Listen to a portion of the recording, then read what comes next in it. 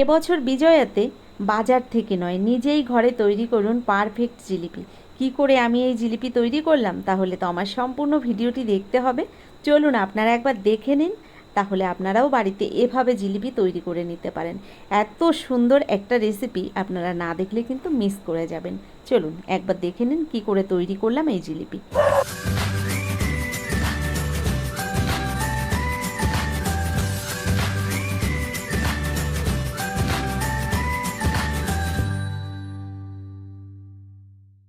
দেখুন, আজকে জিলিপির রেসিপিটি তৈরি করার জন্য প্রথমেই একটা কাপ মেপে 1 কাপ নিয়ে নিলাম ময়দা। তবে ময়দাটাকে কিন্তু আমি ভালো করে চেলে নেব। একটা চালনির মধ্যে ময়দাটাকে আমি ঢেলে দিলাম, আর এভাবে ভালো করে আমি ময়দাটাকে চেলে তারপরে আপনাদের দেখাবো এর মধ্যে আমি কি কি মিশিয়ে এই জিলিপিটি তৈরি করলাম। ময়দাটা তো এখানে চালা হয়ে গেছে। এবার দেখুন এর মধ্যে আমি দিয়ে দিচ্ছি 2 চামচ কর্নফ্লাওয়ার। দেখুন এখানে কর্নফ্লাওয়ারটা দিয়ে দিলাম ময়দার মধ্যে। আপনারা এর পরিবর্তে কিন্তু চালের গুঁড়িও ব্যবহার করতে পারেন। তো কর্নফ্লাওয়ারটা দিয়ে দিয়েছি এখানে, আর এর সঙ্গে দিয়ে দিলাম বেকিং সোডা। তো এখানে আমি 1 চিমটি পরিমাণে বেকিং সোডা দিয়ে দিয়েছি। এবার দেখুন দিয়ে দিচ্ছি আমি এখানে জল। জলটা দেওয়ার পরে একটা হ্যান্ড উইস্কি দিয়ে সুন্দর করে মিশিয়ে নিতে হবে। নমস্কার বন্ধুরা, কেমন আছেন সবাই? নিশ্চয়ই সবাই ভালো আছেন। টিয়ার রান্নাঘর থেকে আমি তন্দ্রা সকলকে জানাই শারদীয়ার অনেক অনেক শুভেচ্ছা। দেখুন এখানে ময়দাটা ভালো করে জল দিয়ে মিশিয়ে নেওয়ার পরে এর মধ্যে দিয়ে দিলাম 1 চামচ ঘি। ঘিটাকে ভালো করে কিন্তু এই চামচ দিয়ে আমি মিশিয়ে নিচ্ছি। ভালো করে ঘিটাকে মিশিয়ে নিতে হবে। তো এখানে দেখুন ঘিটা ভালো করে আমি ময়দার সঙ্গে মিশিয়ে নিয়েছি। এবার এর মধ্যে দিয়ে দিচ্ছি, দেখুন 1 চামচের 3 ভাগের 1 ভাগ রয়েছে ইস্ট। এটা আপনারা যে কোনো মুদিখানার দোকান থেকেই কিন্তু কিনে নিতে পারেন। তো এখানে আমি ইস্টটা দিয়ে দিলাম এই ময়দার মধ্যে। এবার ভালো করে আমি ময়দাটাকে ফেটিয়ে নিচ্ছি। ময়দাটাকে ভালো করে ফেটিয়ে নেওয়ার পরে আমি 30 মিনিটের জন্য ময়দাটাকে রেস্টে রেখে দেবো। 30 মিনিট বাদে আমি তারপর জিলিপিগুলো তৈরি করব। এখানে সুন্দর ফেটিয়ে নেওয়া হয়ে গেছে, আর আপনারা ব্যাটারের ঘনত্বটা দেখে নিশ্চয়ই বুঝতে পেরেছেন আমি কেমন রেখেছি। ময়দাটাকে এখানে মেখে নেওয়ার পরে এবার আমি চলে যাব জিলিপির শিরাটা তৈরি করার জন্য। দেখুন এখানে তার জন্য আমি 1 কাপ চিনি দিয়ে দিলাম কড়াইয়ের মধ্যে, আর ঠিক ওই কাপেরই 2 কাপ দিয়ে দিলাম আমি চিনির মধ্যে জল। জলটাকে ভালো করে আমি চিনির সঙ্গে মিশিয়ে নিচ্ছি। দেখুন তো এখানে চিনির সঙ্গে ভালো করে জলটাকে মিশিয়ে নেওয়ার পরে দিয়ে দিলাম হালকা একটু ফুড কালার। এটা অপশনাল, আপনারা দিতেও পারেন, পছন্দ না হলে দেওয়ার দরকার নেই। তবে জিলিপির পারফেক্ট কালারটা আনতে হলে এই ফুড কালারটা কিন্তু ব্যবহার করতে হবে। একদম সামান্য আমি একটু ফুড কালার দিয়েছি, এখানে 1 চিমটির থেকেও অনেক কম রয়েছে। এবার ভালো করে আমি এই চিনির শিরাটাকে ফুটিয়ে নেব। তো গ্যাসের ফ্লেমটাকে আমি হাই ফ্লেমে রেখেছি, আর হাই ফ্লেমে রেখে এই চিনির শিরাটাকে আমি রেডি করে নিচ্ছি। দেখুন সুন্দর ফুটে উঠেছে, আর আপনাদের এবার দেখিয়ে দেব আমি এই চিনির শিরাটা কেমন রাখছি। খুব একটা মোটা শিরাও তৈরি করা লাগবে না, আর খুব একটা পাতলা শিরা তৈরি করলেও চলবে না। এখানে দেখুন হাতে এরকম করে ধরলে ঠিক চিটচিটে একটা ব্যাপার চলে আসবে। তো আমি এখানে এবার গ্যাসটা বন্ধ করে দেবো। তার আগে দিয়ে দিলাম অল্প একটু লেবুর রস। এখানে দেখুন একটা লেবু থেকে 4 ভাগের 1 ভাগ লেবুর রস দিয়ে দিলাম, তাহলে এই চিনির শিরাটা আর জমে যাবে না। এবার চলে এলাম যে ব্যাটারটা আগেই রেডি করে নিয়েছিলাম। এবার এই ব্যাটারটাকে আমি একটা বোতলের মধ্যে ভরে আপনাদের দেখাবো, কারণ আমার কাছে তো জিলিপি বানানোর মতো আর কোনো জিনিস নেই। তো আমি এখানে কিন্তু বোতল দিয়েই জিলিপিটা তৈরি করব। তো দেখুন ব্যাটারটা কিন্তু এখানে পুরো সেট হয়ে গেছে। 30 মিনিটের জন্য রেখেছিলাম। তো এখান থেকে আমি একটা জলের বোতল নিয়েছি, আর জলের বোতলের মাঝখানে এরকম মুখটিটায় আমি একটু ছিদ্র করে নিয়েছি। এবার এই বোতলের মধ্যে কিন্তু আমি এই ব্যাটারটা ঢেলে নিচ্ছি। তো আপনারা আপনাদের পছন্দ মতো একটা ছিদ্র করে নিতে পারেন। আমি একটু সরু করেই ছিদ্রটা করেছি এখানে। তো দেখুন জলের বোতলটা এখানে আমি ওপরের ছিলটাকে তুলে দিয়েছি, আর এভাবে কিন্তু বোতলটাকে রেডি করে নিয়েছি। এদিকে তেলটা আগে থেকেই গরম বসিয়ে দিয়েছিলাম, তেলটা কিন্তু গরম হয়ে গেছে।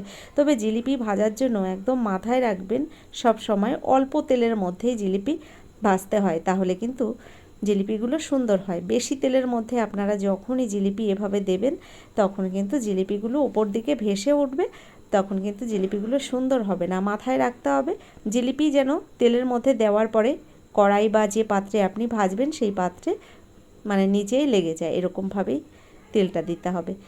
তো এখানে দেখুন আমি জিলিপিগুলো আমার পছন্দ মতো ভাবেই বানিয়ে নিচ্ছি, কারণ আমি তো আর জিলিপি যারা তৈরি করে ওদের মতো পারদর্শী নই। আমি যেমন পারি তেমনভাবেই কিন্তু আপনাদের দেখানোর চেষ্টা করছি। তবে জিলিপিগুলো সত্যি খুব সুন্দর হয়েছিল, আপনারা দেখেও তো বুঝতে পাচ্ছেন।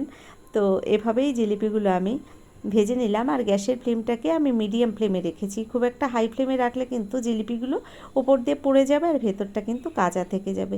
তো ওপরটা দেখুন এভাবে কিছুক্ষণ ভেজে নিয়ে এবার আমি এই জিলিপিগুলোকে উল্টে দেব।